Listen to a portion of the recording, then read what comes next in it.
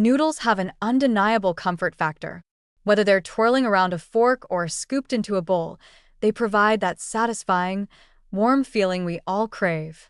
And let's not forget cheese. It's like the magical ingredient that elevates any dish, making it feel indulgent and hearty. Together, these two ingredients create one of the most beloved comfort foods of all time, mac and cheese. Who doesn't love mac and cheese?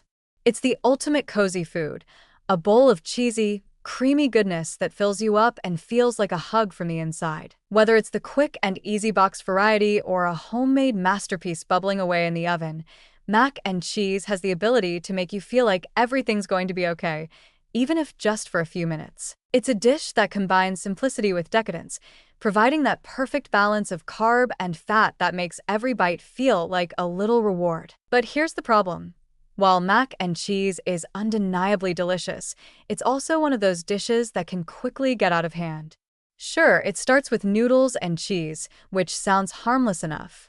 But the portion sizes are a problem. Mac and cheese isn't just a small side dish. It's a whole meal in a bowl, and that's where things can spiral into unhealthy territory.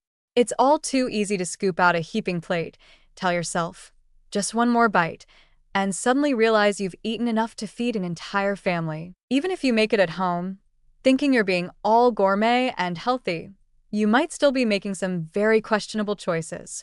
When you start adding butter, milk, and lots of cheese to your homemade mac and cheese, the calories add up fast. We're talking about some serious cheese-loaded indulgence. Just 1 cup of mac and cheese can easily tip the scales at 300 to 400 calories, and that's before you've even gotten started on the second serving, which, let's be honest, is hard to resist when it smells so good. And when you throw in a crispy breadcrumb topping or extra cheese on top, you're looking at more calories than you might expect in a whole meal. Sure, mac and cheese can be a tasty, satisfying meal, but it's not exactly what I'd call portion-friendly.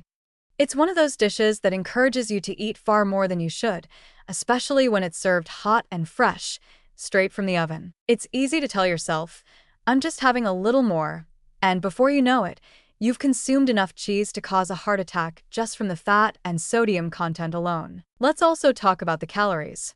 Mac and cheese is a high-calorie dish, and when you consume it in large portions, which happens way more often than we like to admit, you're overloading on fats and carbs, while underloading on the more essential nutrients like fiber or protein. It's a comfort food that doesn't necessarily offer a lot in the way of real nutritional value. It's delicious, yes, but it's like a warm, cheesy trap that can be difficult to escape from once you start indulging. Even with homemade versions, it's easy to deceive yourself into thinking that you're making a healthier choice. Swap out some cheese for low-fat cheese, use milk instead of cream, and suddenly you're the picture of healthy cooking.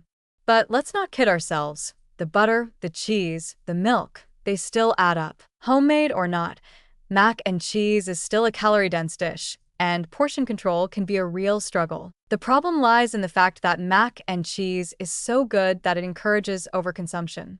One little bowl turns into another, and before long, you've eaten an entire family-sized dish without even thinking twice.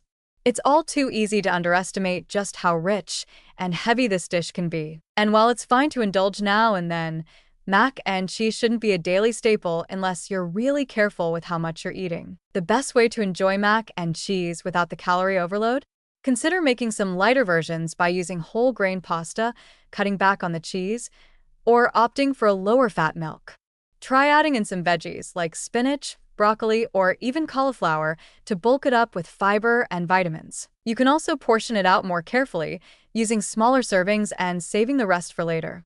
That way, you get to enjoy the dish without going overboard, leaving your stomach and your heart happy. In the end, mac and cheese is an iconic dish that can be a part of a balanced diet, but it's one of those foods that tempts you to overindulge in its rich, creamy goodness. It's deceptively easy to eat more than you should, and it's also deceptively rich, even when homemade. The next time you're craving it, take a moment to consider portion sizes and lighter options. Because while mac and cheese is comforting, satisfying, and oh so delicious, it's also easy to let it sneak up on you as a high-calorie, high-fat, high-sodium monster. Enjoy it, yes, but don't let it become a habit you can't easily walk away from.